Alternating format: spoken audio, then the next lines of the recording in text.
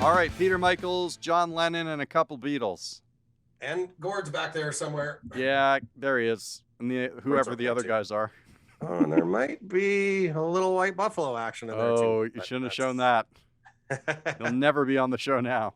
Yeah, that's right. What's going on? I'm glad Dan Mangan was on the show. Yeah, it's so funny because that was one of our first names on the list, right?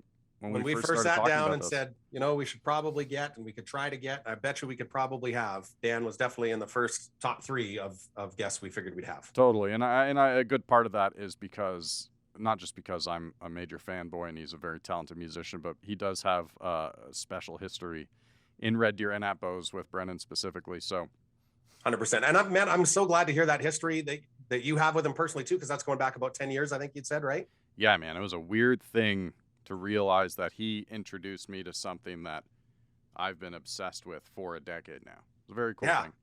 And I still, like, getting into this as well, I still somewhat consider Dan Mangan as a bit of a new artist. Maybe because I'm old, I don't know. But, like, I mean, he's, like, 15, 20 years in. Oh, yeah. Yeah, his first, I think his first full album came out in 2005, actually. Yeah. But it is, I consider him to be a pretty big artist in Canada, but he's had very little success, like commercial success, right? Like in terms of where we come from radio, I think historically, like his biggest songs, I don't think were ever really spun outside of, say, a CBC radio. Yeah, I think Troubled Mind is probably the only single that came across our desks for sure, right? Yeah, and had, I would say, considerable radio success. Yeah. But yeah, when you go and compare some of the bands that are splattered all over radio right now, and as you know, I look at Spotify numbers and the monthly listeners a lot. He's up there at about 250,000 monthly listens, which, a lot of bands that are getting regular radio play are down around 50, 60, 70,000. So yeah, he's got some considerable action for sure. Yeah, he's a real nice guy, very talented musician. We're going to hear from him in a bit here, but again, a little context. You are sick, so you stayed home. Good on you. Decided to take it easy. I don't think it's anything serious, but you know what? Better to play it safe. Yeah, you don't want to be out there right now. I like the confines of my home. I'm pretty cozy here. Yeah, for sure. And we are recording this a day before the election. It's crazy, isn't it? I guess I will have to go out tomorrow. It is a wild, wild time, and who knows what's going to happen. All we know is that we got Dan Mangan on tonight, and we've got some friends as well. I believe you recognize this guy right here. We got it's just got some water in it right now. Again. But our good friends at Sawback. Some Sawback water. Which have we talked about the beer available at Bose, the Sawback for shows? No, I don't think so. It's called Gig Beer. Right. Tell us about this. So basically it's I talk about all the time, the hazy blonde from Sawback. So it's just got a special wrapper on it for specifically Bose when you go to shows, and it's called Gig Beer. Yeah. And it's the perfect beer for gigs. It's the perfect beer for gigs. So a huge shout out to Sawback for that. I drove past the lot of our friends at Go Services the other day. Cool. And I half-ass expected to be like there's a big curtained off area where they're working on the special Patrick Bateman porta potty. We call it a portable experience. Portable experience. I think it must be inside the shop. Right. That makes sense. But there's a lot of activity there on their grounds just off the 11A here in Red Deer. And Tourism Red Deer, listen, I have a question for you, actually.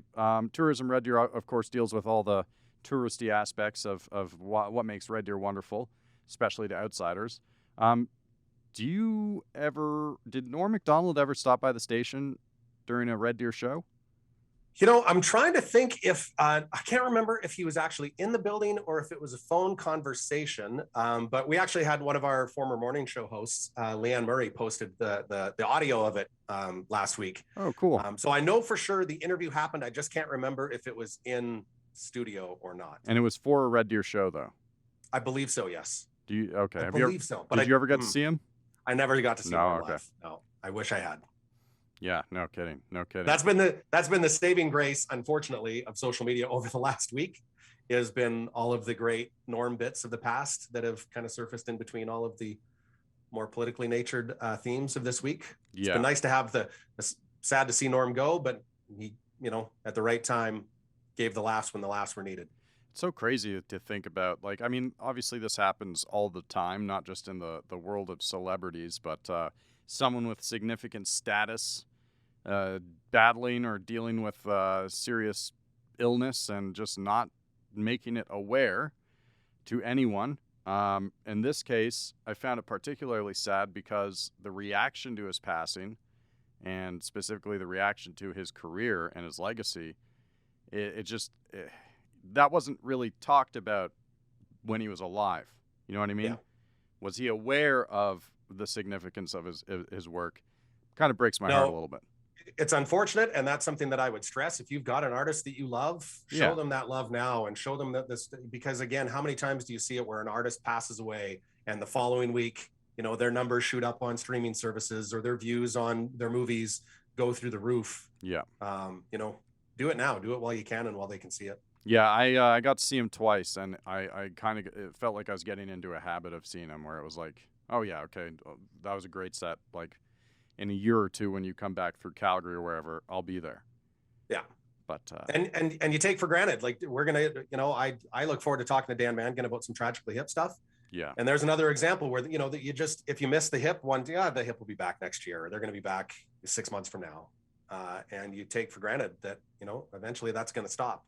So go out, support, listen, do it all while you can, while they're here. Yeah. Take it from me, folks. The only Canadian who never saw the hip. Yeah, right. That's a whole other subject. Yeah, and then the shout out to Bo's Barn Stage. Obviously, we're recording. Well, I'm here at Communal Creative Studios. You are. What's your address and social insurance number again? 777. Yeah.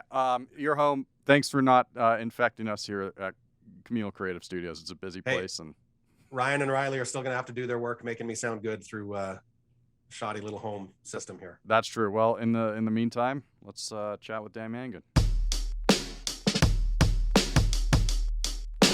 Hey. Hey, Dan. How's it going, man? Good. How are you? Not too bad. What's happening? I have a question for you guys. I have like a 100-foot long Ethernet cable. Do you want me to run this upstairs so I have ultra smooth? I mean, or do you think Wi-Fi is going to cut it? Well, you've definitely been doing meetings from that very same spot, right? Mm-hmm. How's it been so far with the Wi-Fi? Today it's been perfectly fine. I think you know what? If it gets bad, we'll tell you and we'll figure it out from there. How's that sound? Okay. I like throwing caution to the wind. I'm in my basement too, and the Wi-Fi isn't the best. So if anybody's gonna crap out, it'll be this guy. Sweet. Yeah, Peter if Michael. I crap out, I'm gonna blame it on you. Okay. Yeah. It's definitely my Wi-Fi's fault. Yeah, Peter Michaels here woke up this morning and didn't feel so great, so he decided to stay home, which is great because that means he's following the rules. We're being responsible. Well done. Well done. I've learned. Apparently, Alberta's in a kind of a rough spot right now, guys. Yeah, it is. Although, I don't know, things might be getting fixed right now as we're recording this. We're getting a big announcement from our government. Fixed is a very generous term, Peter. Well, thanks for joining us, man. We really appreciate you making the time. I mean, anyone who follows you on social media can tell that you've been insanely busy.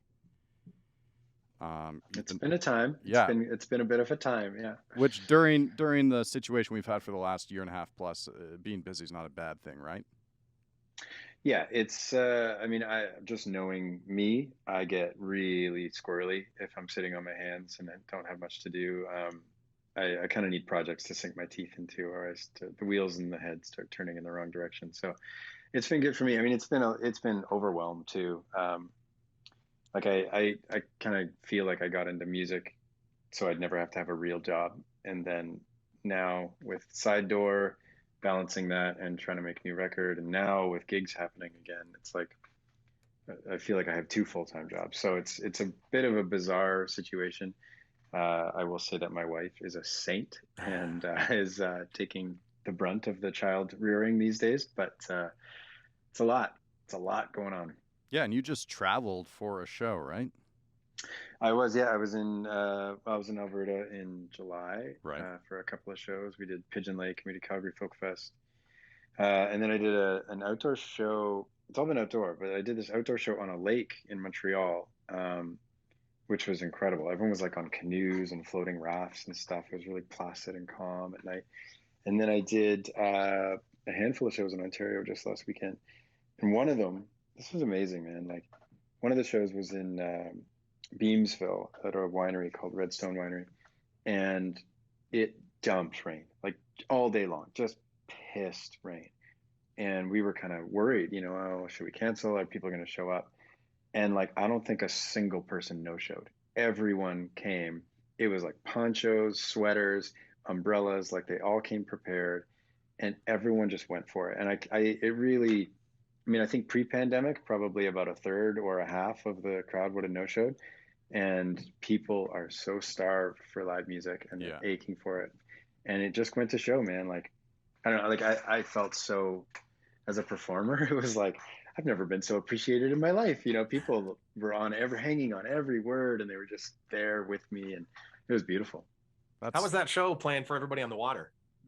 Was there incredible. Was there distance between you and that crowd then? Yeah, I mean, everyone was like kind of distanced enough. I mean, there was probably like 10 feet between me and the closest person, but then there was like rafts and floating and kayaks, and then behind them there was people on the beach as well. So it was unlike any other show I've ever done. But it was very peaceful, like just out in the open water, like no wind, no rain. It was just so calm. And it kind of felt like a dream. It was like this like fantastical experience. That's amazing. And then, sorry, which one was the Northern Lights Festival? That was in Sudbury last week. Right. Yeah. And you know what? Like at this point, the vaccine passport stuff is getting pretty normalized. But they were one of the first of any of the shows that I was booked for that said, you know what, vaccinated people only. Like if you want a refund, let us know. And I really respected that line in the sand, just to be like, because the thing is, like, crew, tech, bands, like all of these people's livelihoods are at stake, and not to mention the health of all of the attendees. And so the idea that we can move forward, we can have events, we can do live music, we can have concerts, it's all beholden to people not getting sick. Because as soon as people, if someone on your touring crew gets sick, that's the whole thing is down. Like you have to cancel all of the shows for all of the, because you're all kind of bubbled together. And so like the financial liability on an artist like myself to like carry paying a whole bunch of people on the road who can't do the shows that were booked, like potentially there's like tens of thousands of dollars on the line, right? And it's a big deal. So in order to basically make it okay, like I'm of the mind that like, we should have almost no barrier to what you can do if you're vaccinated. And if you're not vaccinated, that's your choice. That's fine. But my analogy is this: I can go and I can drink like 10 beers. I can get loaded. That's my choice. And that will affect my health, my well-being. But I can't go and get behind the wheel of a car and start driving around, because now my choices affect the safety of other people. And here you have the same thing where it's like, that's fine. Even though you're like 13,000 times less likely to get COVID if you're vaccinated or whatever, I don't know, whatever the math is. Don't quote me on that. But, as soon as you then become more likely to get sick or make somebody else sick, you shouldn't be allowed to be in restaurants. You shouldn't be allowed to be in public assemblies, because your choices have effects on the safety of other people. So when it came to Sudbury, like months and months and months ago, they just drew a line in the sand, and I was like, that's awesome. It's a tough line for like a business to weigh those options and weigh the consequences of the people you're going to make happy through that process, the people you're going to upset, which I think has been one of the struggles for people here in Alberta, is that there's been no real direction or mandate from the government. They're just kind of leaving it up to everyone in their community to make those decisions themselves. So, and the statistics speak for themselves on like what a success that's been. Science, it's like, science. It's science. Let's look at the evidence, guys. Let's look at that. I did love your tweet about bullets and bulletproof vests the other day, though. Like imagine you're in Die Hard and you're Bruce Willis. There's bullets flying everywhere, and there's a vest right in front of you, and you could just put it on, and it could save your life. But the evil government asked me to do it, so I'm not going to put that vest on because I'm a free thinker. It's just, it's ludicrous. And like the idea that people are like, like the CDC is like an organization, is a big building full of people who have only studied communicable diseases their entire adult lives, decades and decades and decades and decades worth of, foundational science on how these diseases are communicated. Are they going to be right 100% of the time?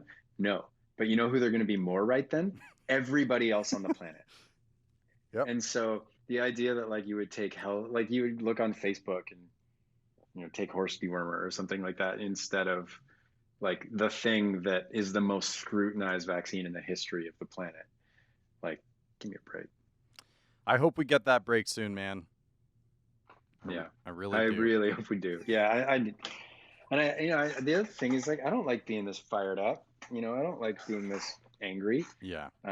People have talked about compassion collapse. Like, oh, hey bud. Hello. I'm in the middle of a podcast. Okay. Mom said it's Dad's turn to take care. Yeah, I'll be up in a little bit. Okay.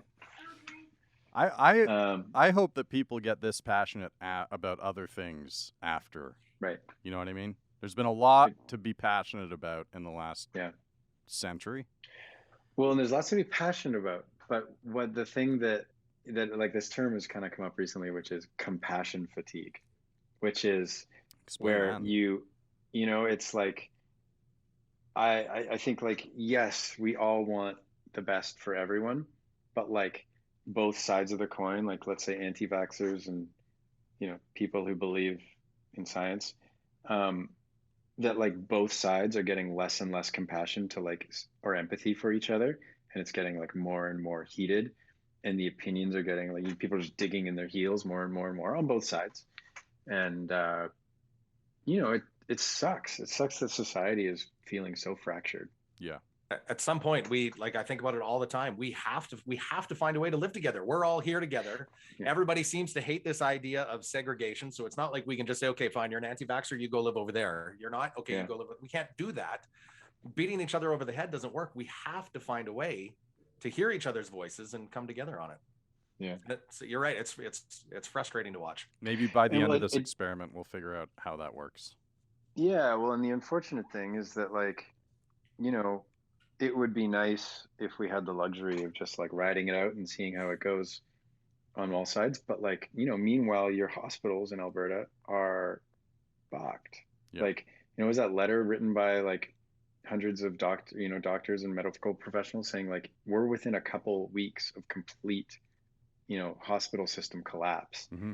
And guess who's in the hospital filling it up? Right. Not vaccinated people, So you just have this like situation where, kids' cancer treatments are at risk because of the carelessness of people who are filling up these hospitals.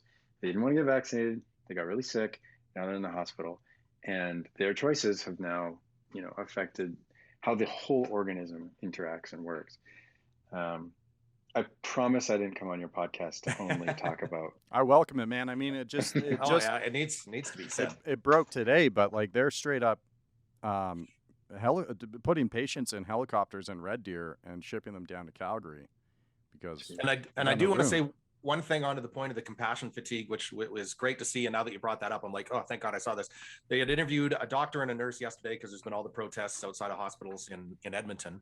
And they had interviewed both the nurse and the doctor and said, if you have a patient that comes in that's unvaccinated and needs health care, are you still providing it for them? And they didn't even hesitate. Yes, we will 100% look after. So, it's just heart-wrenching to see that they're put in that position because of those people, but they're still going to take care of those people.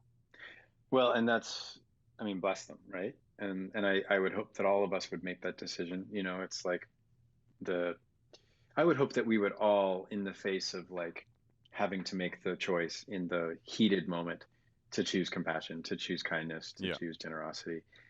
But these people are burning out because we're asking them to do the right thing and take the high road every single day. And so what you also have are like people who are in the hospital receiving care, who are like abusing the nurses and screaming at them, it's a lot. it's a lot for these people to take. And, there's a lot of like the 7 o'clock cheers, and there's lots that people are doing to show their support. There's lots of posts online about like, hooray for the frontlines workers and stuff. But like coming out of COVID, there is like a swath of our society who work in the medical system who are going to like basically have years worth of PTSD because of how intense this period is. Well, on that note, yeah, I mean, it's just, we've said it a bunch on this show, but go back to the beginning when the common idea was that this thing would last, a few weeks, and to be this far down the road and seemingly learned next to nothing about how to deal with it is very discouraging, especially for those of us who are taking the right steps to move forward and hope to get to see a show of yours one of these days or years. You know what I mean? Man, yeah. I'm, just to butter you up a little bit, I have so loved my shows in Red Deer. We have too. Lots of great memories there. I know that we've done Bows, but there was another one. There was a theater in there somewhere. Was it the Memorial Center? Maybe the Memorial Center. I think it was a Memorial Center. I think I think I remember that. That was with was it Blacksmith? Is that? Blacksmith. That's right. Well, Pete reminded me of it, but I think the last time you were through town would have been, did we say 2019, fall of 2019? Fall of 19, I want to say. Yeah. And just such a beautiful moment during that show, which you've had at so many shows as well. Just the sing along in so much for everyone, right? And there's a great shot that Carolyn Bowes photographer has got that we absolutely love and adore of you and the crowd all around you and the light going there. Cool. Which is a top 3 sing along moment for me in concerts of all time. Amazing. So what are some of your favorite sing along moments that you've had as a fan? Some bands that you love going to, and you just see those moments where you just feel like everybody is there as one together. When I think of like, it's a good question. I have a really good answer. Glastonbury 2012. There's 200,000 people at Glastonbury. It's just absolute mayhem. And at some point, all of a sudden, this like sort of like everyone in the whole festival started kind of like walking in one direction, and everyone's like, "What's going on? What's going on? What's happening?" And everyone's sort of like, "Well, we don't know if it's true, but word on the street is that Tom York and Johnny Greenwood from Radiohead are going to do a duo set over on this other, the stage over there." And so it's my favorite band in the whole world. I'm like, I'm there, I don't care if they're not doing it. Even just the idea that they're doing it, I'm going to run. And so we get there, and it's Tom and Johnny, and they're doing their set, and it's so rad. It's very impromptu, and there's like an acoustic guitar and things, and I think Tom's playing bass and Johnny's playing guitar. And so they do Karma Police. The whole crowd's singing along. For a minute there, I lost myself. And then they get to the end of the song, and it's just like thunderous applause. Everyone's losing their minds. And then Tom's like tuning his guitar or whatever, and it starts up again. And the crowd starts going, just for a minute there, I lost myself. And, there's like 30,000 people singing, the end of Karma Police. And it just went on and on and on over and over and over again. And, Tom and Johnny just had this big smile on their face kind of thing. And it was just like a really special sing-along moment for sure. And it was completely impromptu. They weren't asking, that's a very un-Radiohead thing to do, like ask people to sing along. They would never do that. Yeah. That's for losers like me to do. But it was so special and so pure, and just like one of those moments where just like you're looking around, everyone's got like this beaming smile on their face. It's amazing. I just want to point something out, though. I think this is guest like 4 or 5 on the road the stage that is just rubbing it in that they've seen Radiohead and I haven't. So, and at Glastonbury of all places, that sounds absolutely incredible. I have to go back a decade. All right, Dan, because I'm a big fan. And I had a realization over the last couple of days that it was 10 years ago this fall that I would have seen you at Mac Hall in Calgary. Oh, yeah. I think Daredevil Christopher Wright opened, which Yeah, it's so good. I don't know if they exist anymore. I was searching them up a little while back. Not really. They put out 2 records. The main songwriter, a guy named Jonathan Sundy, is Yeah. still putting out records, and he's incredible. He opened up the last few Minnesota shows that we've done because he lives around there. Oh, cool. Very cool. And he's a really unique writer and unique singer and just beautiful guitar player. Yeah. Love that guy. But I was kind of blown away that was 10 years ago. And then I had another realization, because I've always wanted to talk to you about how you got connected to this certain podcast. And I realized the other day that I actually probably started listening to this podcast because you were on it. Because you were on Comedy Bang Bang for the first time, like 2 months before that Calgary show. Right. And I love that show. That was like, wild, man. What happened? How did that happen? I think that my publicist had sent, a compact disc of O Fortune to Scott Aukerman. Wow. And I was in LA, and you get like a day sheet from the tour manager, and it's like, this is what you have to do today at 2 p.m. You got to go and be on this thing. Right.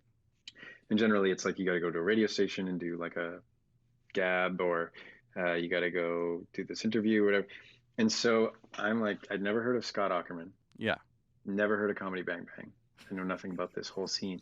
And I'm like, Comedy Bang Bang? Like, I'm not a comedian. Why, like, this seems really strange, but whatever, you go where you're told.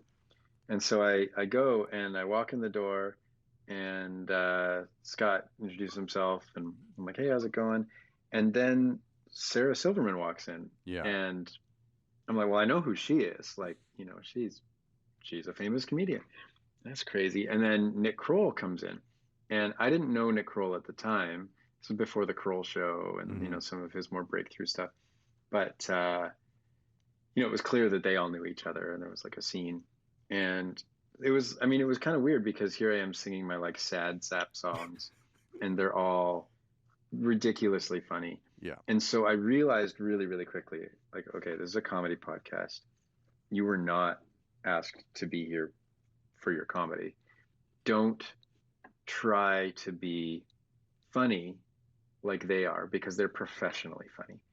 But maybe there's room here to try and like not drown completely, and like, and so I've now been on the show 5 times. Scott's been so good to me. And, I've gotten to meet amazing, like Lauren Lapkus and Paul F. Tompkins. And actually Lauren Lapkus's husband, Mike, has now become like one of my best friends in the world. There's a scene, there's like an incredible scene in and around that podcast of all these amazing comedians. And so I've been on it 5 times, and I've just learned it's like you have to make yourself known, because if you're just the quiet mouse in the corner, that's not good either.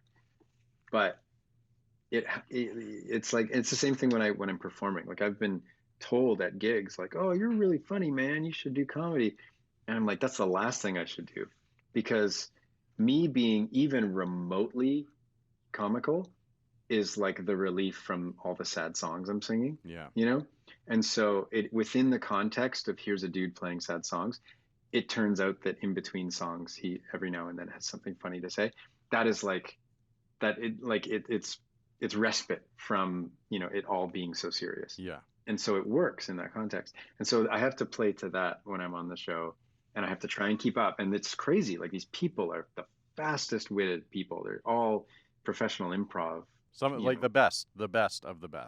The best of the best. The best, like the most, like, yeah, like Paul F. Tompkins, like this guy has done more improv than anybody, and so you're trying to like swim with the sharks a little bit, but as long as you just get in like, and you don't take up airtime too. That's the other thing. Like, when you're not singing, like, don't try and like soak up airtime. Just get in there for a comment like every 5 to 7 minutes. And, if you can get like a grin out of these people, you're golden. But I had one moment where I made Scott Aukerman like belly laugh, and it was golden. Like to make somebody whose job is comedy actually crack up. Yeah. Is, like, is there a more difficult accomplishment on this planet? I'm not sure. It's like Aukerman, PFT obviously, and Lapkus, unreal, and that whole circuit of improv comedians that go through that show, I feel like Ackerman doesn't get enough credit for kind of corralling them all over the years. Maybe he does, Mm-hmm. but yeah. So do you remember, was it in that first episode that you made him laugh like that? No, it wasn't. It was actually with John Mackey and Will Hines. Right. Yeah. Yeah. And it was a musical moment. Will Hines's character was talking about the In Vogue song. Which one is it? What's their big hit? Their biggest? No, it's not Never Never Gonna Get It. It's the, anyways. Free Your Mind? Is that Free the Your hook? Mind. Maybe Yeah. that's it. Yeah. But there's this moment in the song where it goes like, and now it's time for a breakdown. And so there was this whole bit around that moment. And I, callback is such a thing in comedy. Like if you can like call back later a reference to an earlier thing. And so I play the song Peaks and Valleys, and I get to the end of the song where there would traditionally be like an instrumental thing that ends the song. It's sort of like a bridge or a breakdown. And so I'm like playing the song, and I get to the big climax of the song. And then as I get there, I look right at Will Hines, and I kind of nudge him a little bit, like, with my foot or something like that. Like, here's your moment, man. And he goes, and now it's time for a breakdown. And then I finish the song with a big eruptus, like, kind of climax. And it was a moment that, couldn't have been manufactured, but it caught Scott so off guard that he properly was like laughing, like kind of like, that thing where somebody like leans forward in the chair, like kind of like a real knee slapper moment. Which for context, for those that doesn't happen very often with him. He's very good at staying pretty straight on that show. But also, they do not have musical guests a lot. No. So I was always intrigued by how you ended. Like, I just assumed that they must have taken a real liking to your music. But this cool. This podcast has millions of listeners, and it's been around for a long, long time. They were one of like the original pioneers of podcasting. Absolutely. And Nico Case has been on there a handful of times. There's a few other sad songwriter musicians that have done it, but nobody has done it 5 times other than myself, I'm pretty sure. And I don't know why. Like I'm not sure why Scott continues to be so good to me. But anytime he asks me to be on it, anytime I'm in LA, I will do it. Like I will never say no. Like I will continue to do it. Well, you also put out a video. Was it earlier this year? Dan Mangan is the least cool thing. Mm-hmm. Which is, I went and watched that again. It's been a few months, and Lapkus and I think it's Mike Castle, right? They're in it, and Scott. I mean, I can't not watch his contribution to that video you made, and like I just laugh every single time. It's incredible.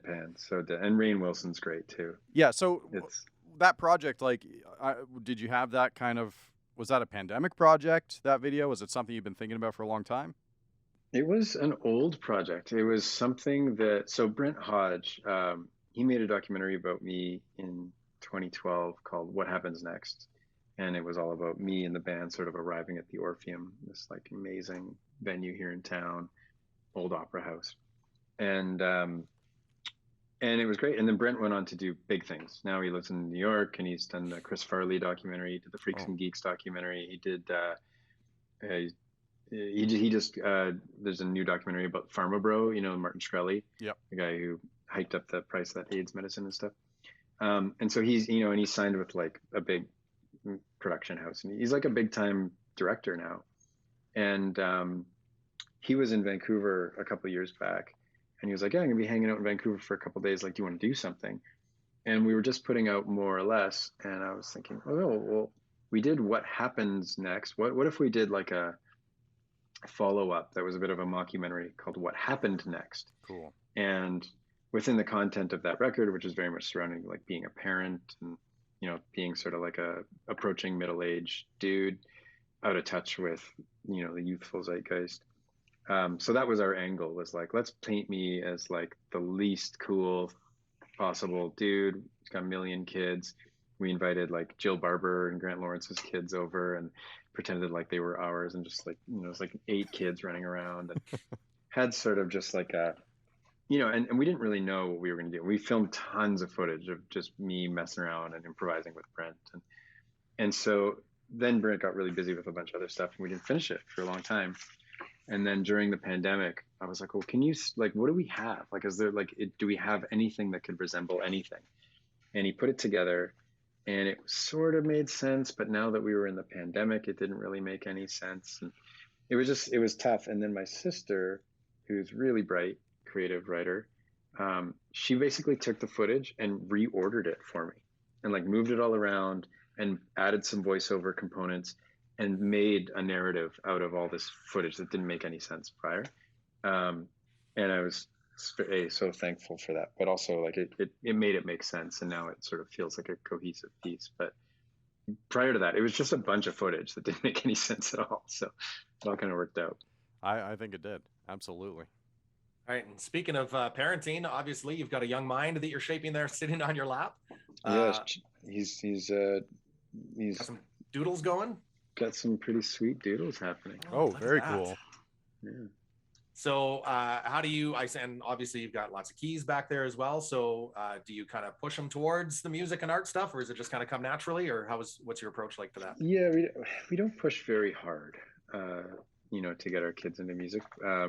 But it's always there. It's always available. And that's kind of how it was when I was a kid. Like there was always guitars around and pianos, and I did take lessons. And so, you know, Jude's taking piano lessons.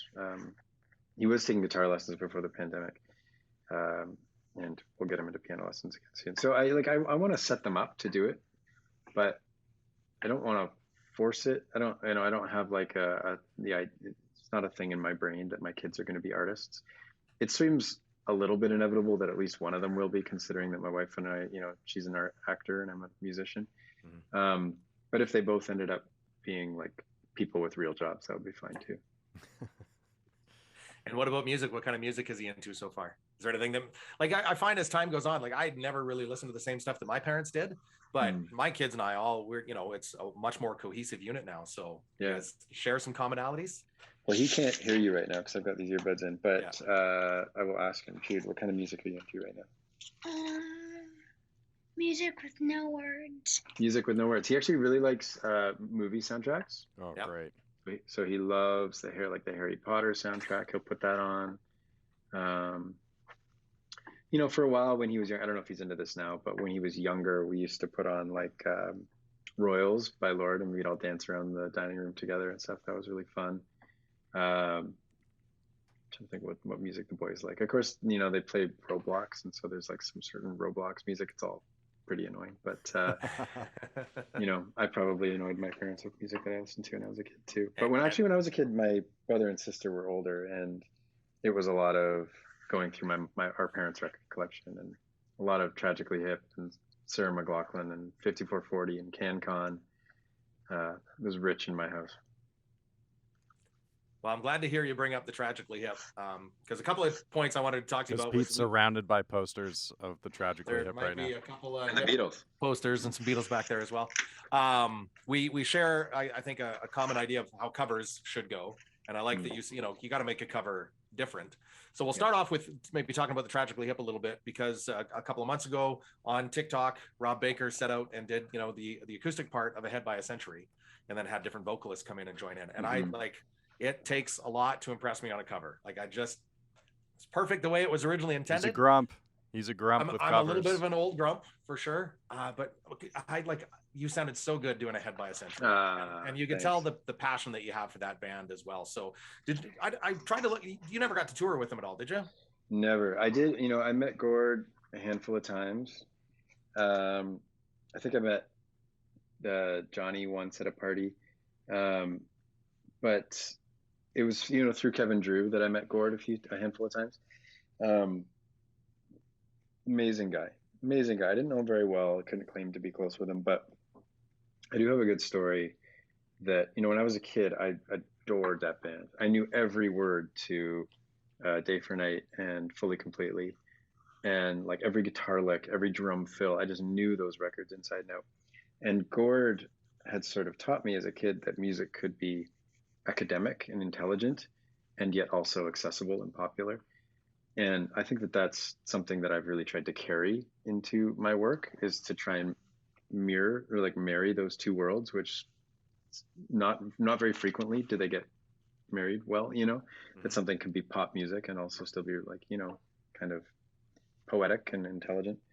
And so when his, you know, diagnosis was presented and made public, I kind of had to make peace with the idea, because he'd never been to one of my shows, he'd never seen me play, and I had to make peace with the idea that that was it. You know, this is going to be a one-way street. I'm just going to love him, and he's never going to know my music.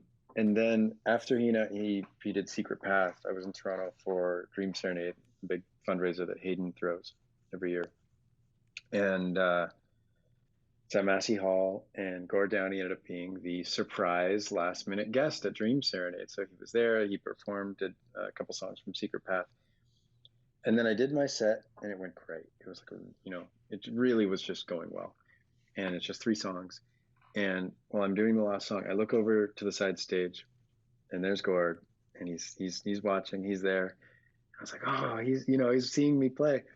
And then after my set, went backstage and had a really lovely chat and a hug. And, you know, to this day, I am in utter gratitude to Hayden for, you know, sort of arranging those stars and putting them and making them align, because, you know, it's so silly, like it's vain. It's, you know, but it means something to me that before he passed, you know, this utter legend did see me perform, and that meant a lot to me. You know, it's the same. There's the scene in the documentary where you talk about the, you know, it not being reciprocated, where he's talking about Bobby Orr, and he's on the phone and he's talking to Bobby Orr, and at the end of the conversation he says, "I love you, Bobby," but Bobby never said it back. Yeah. I could see that. I mean, knowing Gord, he probably would say it back to absolutely anybody, you know, because he was just so full of love. But that is an apt analogy. So what are your favorite Hip songs to cover? I know I've seen you do Nautical Disaster. Obviously that Ahead by a Century was great. What do you... Yeah, well, when I was a kid, Wheat Kings was like one of the first songs I ever learned to play. It's perfect because it's 3 chords, you know, it's mostly just G and C, and it's really, you can play it all in first position, you know, with very minimal movement of your hands. So I remember sitting around with my brother and sister, you know, all of us with guitars, strumming G and C, doing Wheat Kings and singing it together. And, you know, I remember as a kid wondering, like, what's the Paris of the Prairies? You know, like, you know, great song. It's tricky. Like, to cover them now, you really have to be intentional about what you're doing. And like, it couldn't just be like, oh, I'm going to play a Tragically Hip song. You have to make it your own, take it in a different direction. Because like, as if anybody could sing those songs how Gord did, right? So don't sing them how Gord did, sing them how you would. And then maybe you got to hope, you know, a chance. I thought, yeah, Feist did a great job at the, was it at the Junos this year? Felt like she was great. Absolutely amazing. You're right. She just did her own thing. Don't try to emulate. She's no fail, man. She couldn't really screw anything up. She's just such an unbelievable, like, force of talent. I can't even, having seen her play a few times, she's one of those people. There are some people who are like really good at like summoning energy on stage, and can like be really human and vulnerable and accessible and real and earnest and authentic in their skin. There are other people who are just like talented beyond belief, you know, like have just like God-given voice or can shred or whatever.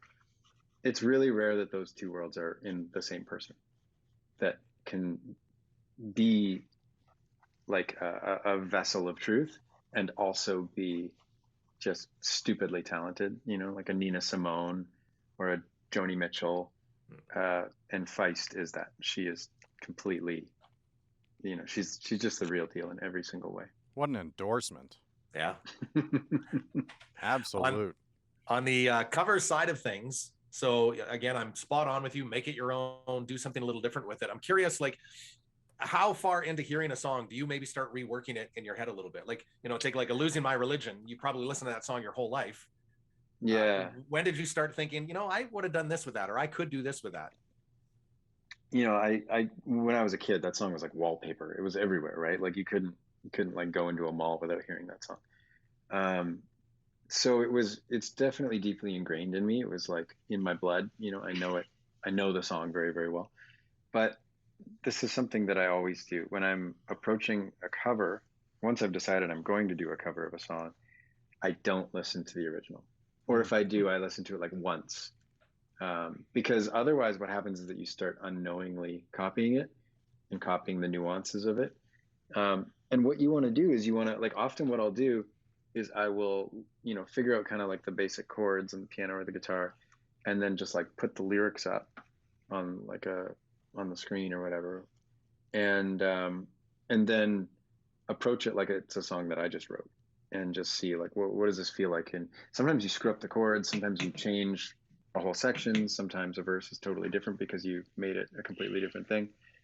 And I like that. I like when you end up in places where you don't expect. So it's, I think that's one of the tricks is like, you don't educate yourself too much. Like same thing with like X Factor. Like when I was young, I listened to that song a million times. It was an incredible song. But then when I covered it, I almost like I don't think I listened to it once. Right. Because I just didn't want it to inform where I went with it. For context, we're talking about you put out a covers album last year called Thief, which was a great title, by the way. I meant to search it up today, but is Love You Madly? Who wrote that song originally? Oh, that's Cake. It was a Cake song. For some reason I thought Cake covered that song, but you covering the Cake song, I mean, it's beautiful. It's a great track. Thank you. That happened for my. It was funny, like when my brother was getting married a number of years ago, and he was like, "Well, I don't want a wedding gift from you, but what are you doing, bud? No, just leave that. This call is over." Yeah. My brother said to me, like, you know, I don't want a gift, but if you would cover like Love You Madly was sort of like his song with his wife, you know, and he's like, could you cover that for the wedding? And so I did, and it went over pretty well. And then at Christmas time, he did the same thing. He's like, I don't want you to spend any money on a gift, but could you record me a cover of Love You Madly? And I was like, yeah, sure. So I spent a day messing around in the studio and recorded that.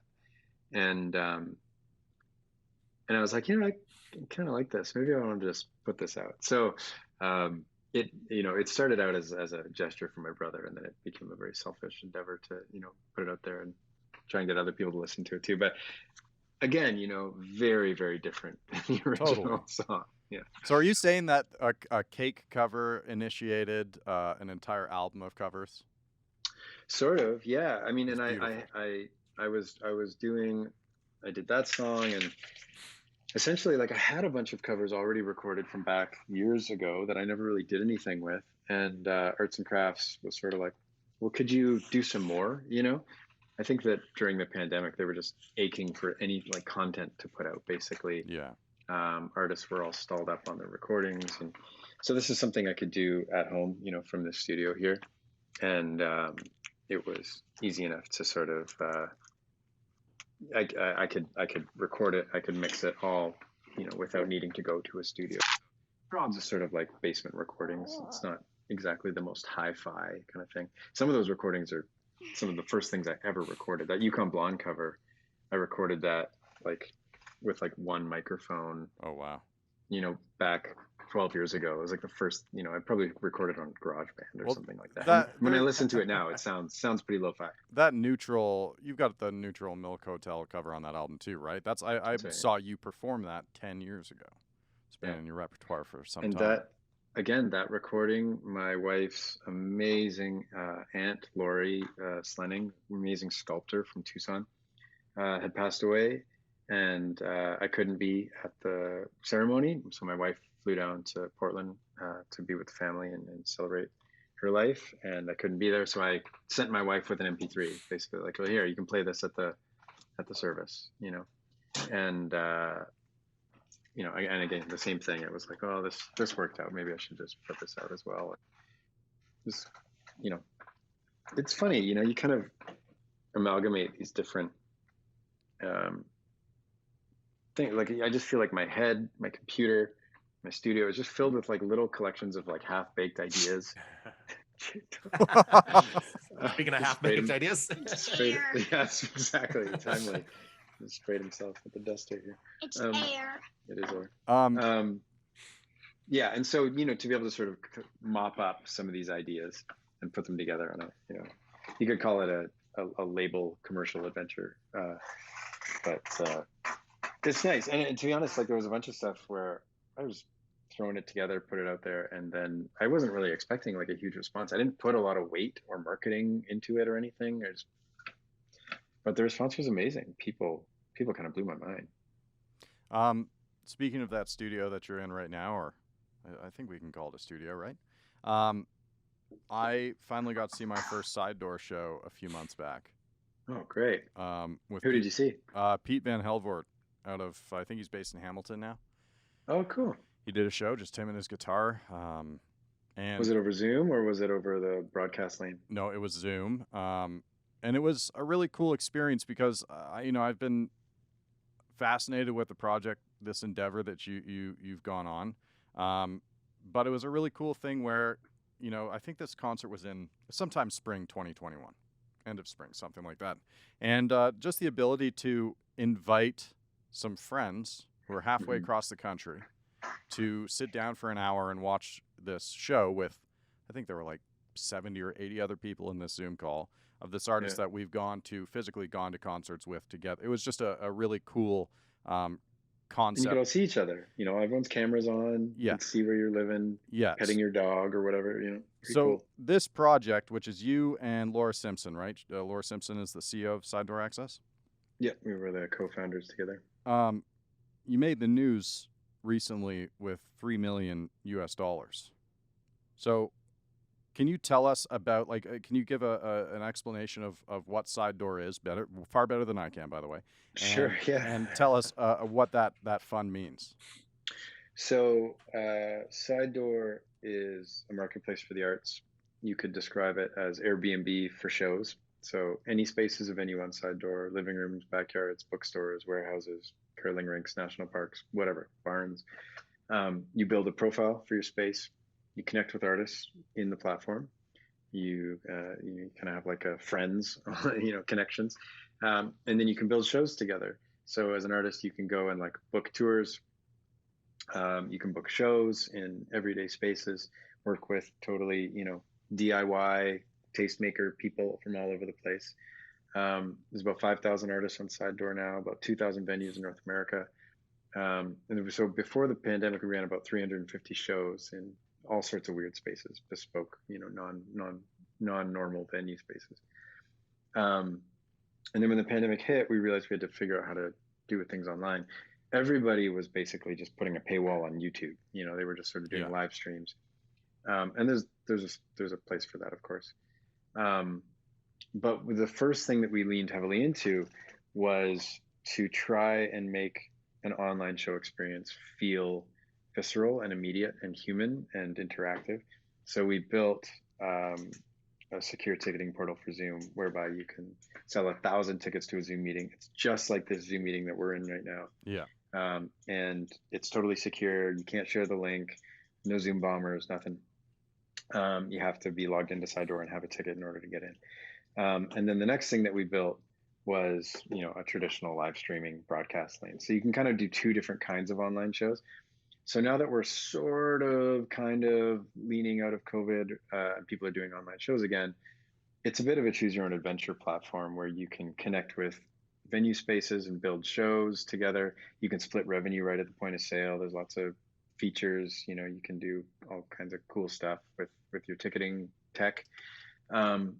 Or you can do an online show, or you can put them together. Like you could do that show in a bookstore and then stream it and sell, tickets online for the hybrid event.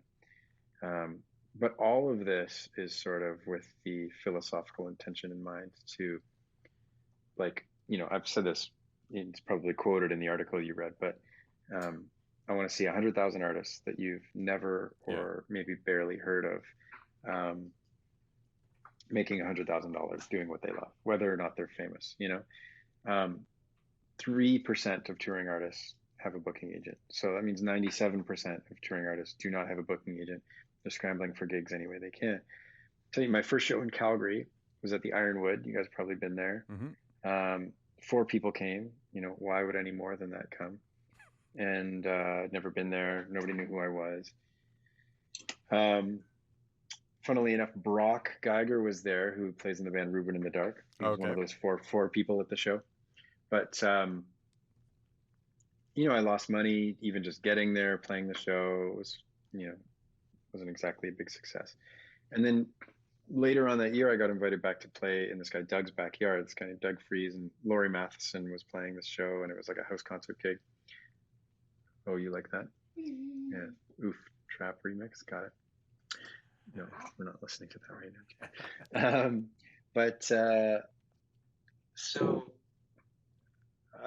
I think Laurie and I each made like $500-600, sold a bunch of CDs, high fives, best night ever. And it was like this moment for me where I was like, oh my God, I just need a Doug in every city. I don't even need the Ironwood. I just need Doug. He's like my Trojan horse. He's going to get me into the market, and I can turn this spark into a flame. I can fan it. And so that was really like a powerful moment in realizing that when you do these alternative venue spaces, often it's a way better experience for everybody. Like, obviously there's something to be said for being in a sea of 1,000 people in at the Vogue Theater or the Palace or something, and rocking out. That I'm not taking away from that, Of course. But if you are in the emerging states of status of your career, and you can only sell 50 tickets or 30 tickets, or maybe here is a situation by which you can build a real following of people who will care about you and support you. And what you're doing is you're serving that 97% of people that aren't working their way through the machine. It's like labels, promoters, agents, managers, they work as gatekeepers to the venues. Yeah. And it works because those venues need to be full and sell booze to stay alive. So that's cool. That's great. But those 97% of people who are getting kicked out of the funnel, they're just burning out. They're just not, they just can't make it work. That's a staggering number. Yeah. Isn't that crazy? Yeah. And so if you think about it, like, even Toronto has like maybe 10, 15 small to medium sized clubs that people know about and where you can go see like touring acts, but like Greater Toronto could have 1,000 venues. It could have 1,000, DIY spaces all the way from like Whitby down to St. Catharines. Like, all of these communities have people with good taste in them who can invite the arts into their space.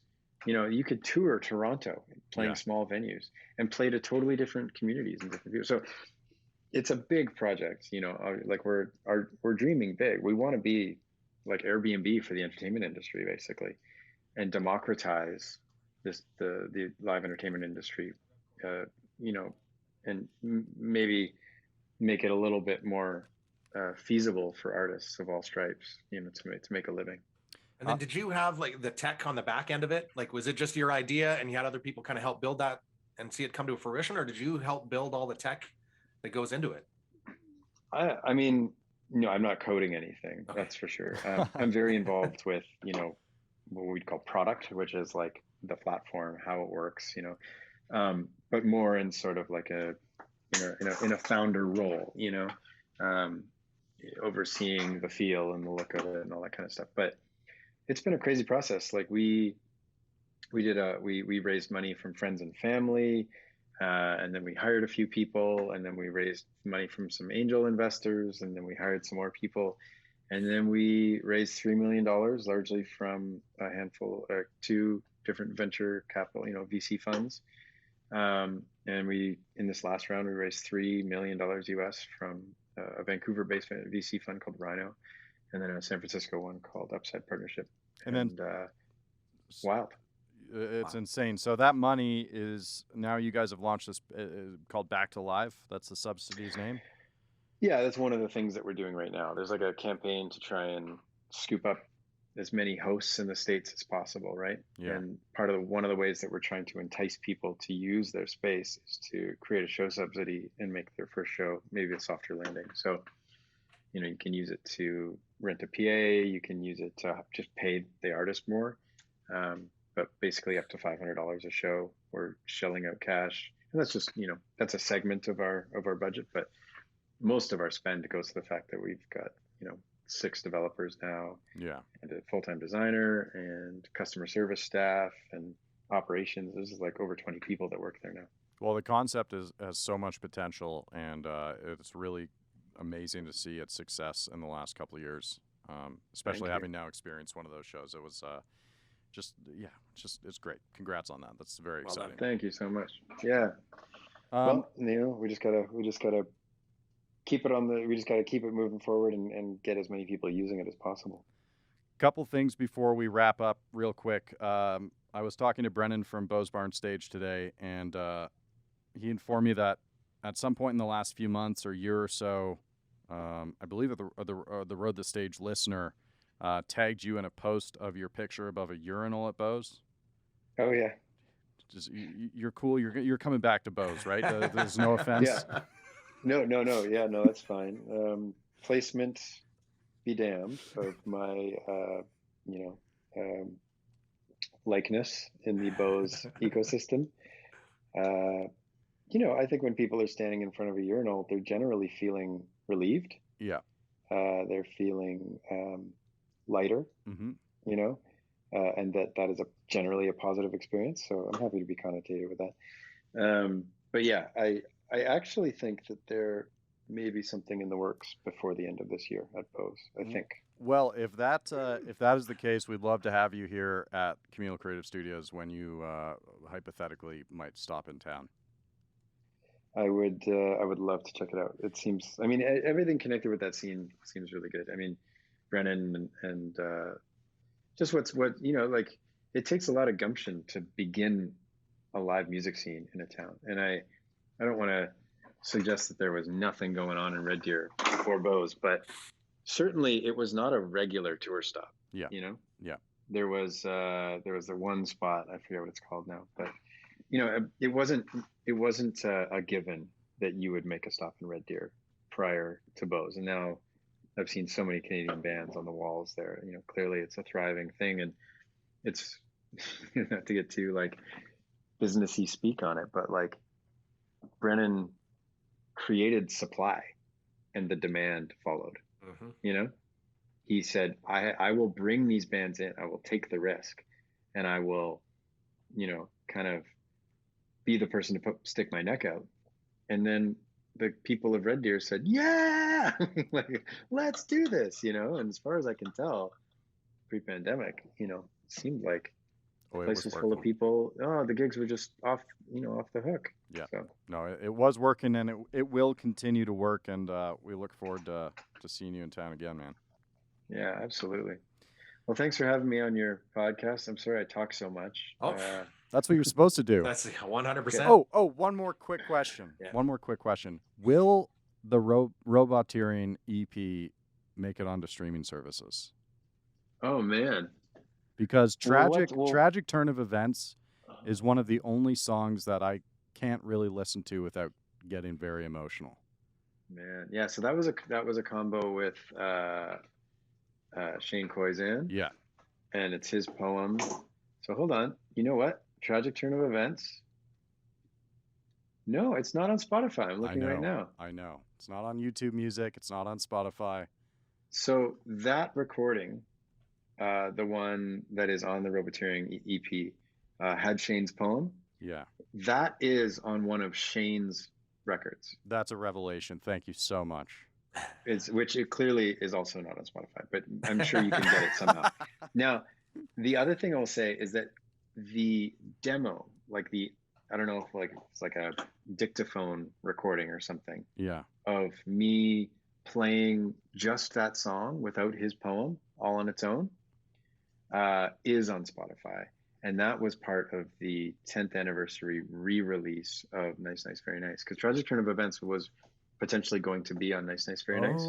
And then we just didn't do it. We just ran out of time and money.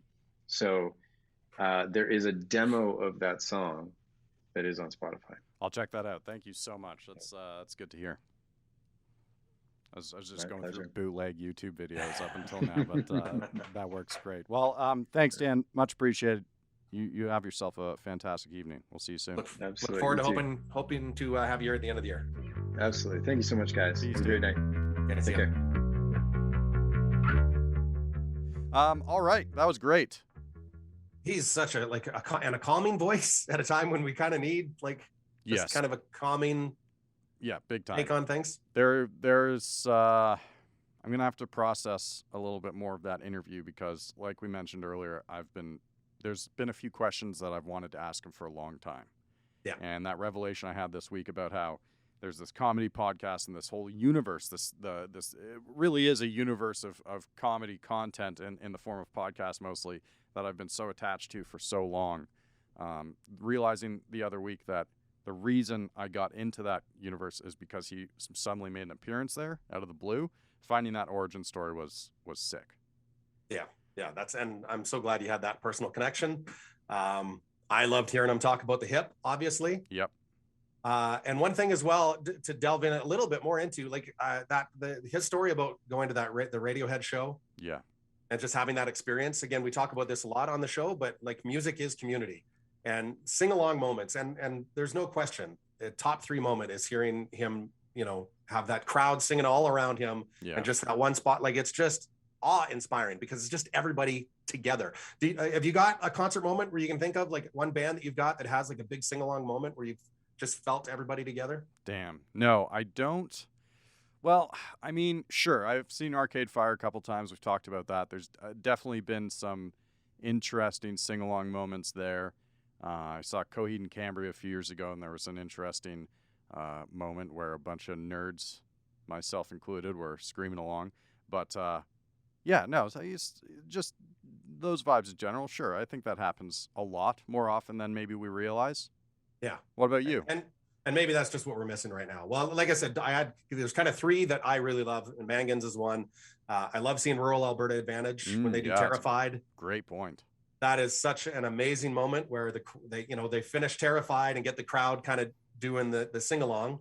And then the band walks off the stage, the crowd keeps that sing-along going, and then the band comes back up on stage and picks it up again is an amazing moment. And then probably my favorite for me was the first time I saw Paul McCartney in San Francisco, and you've got 45,000 people doing the refrain of Hey Jude. Of Imagine. Well, I mean, Imagine would be great, but it was Hey Jude. Hey Jude's the moment that did it. Does Paul perform Imagine? That'd be a little weird. No, I think he has performed it. Does he actually? Honestly, yeah, and he does in his shows. He does a shout out to John and tells a couple of John stories. He does a shout out to George, and then he plays something, but he does kind of like a little ukulele version of it. Right. And it's amazing. And he doesn't worry about the other guy. There's another guy. Well, anyways, Pete, thanks for making the effort to fight through your whatever the hell is going on with you and talking to Dan. And this too shall pass. You're a welcome guest on the road the stage. You're welcome anytime. Thanks for having me in. Yeah, shout out to Go Services Inc. Shout out to Tourism Red Deer, Sawback Brewing, Bose Barn Stage, and who else? Communal Creative Studios, Ryan and Ryley producing things and making it look good, making us look good and sound good.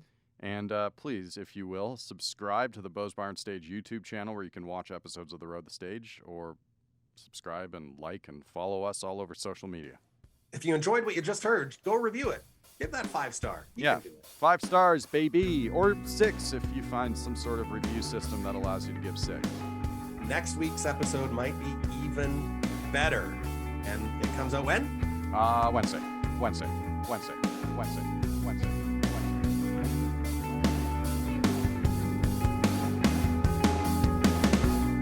The Road the Stage is produced by Ryan Kuly and Ryley Surian at the Communal Creative Studios in Red Deer, Alberta, in partnership with Go Services Inc., Sawback Brewing Co., Tourism Red Deer, and Bose Barn Stage.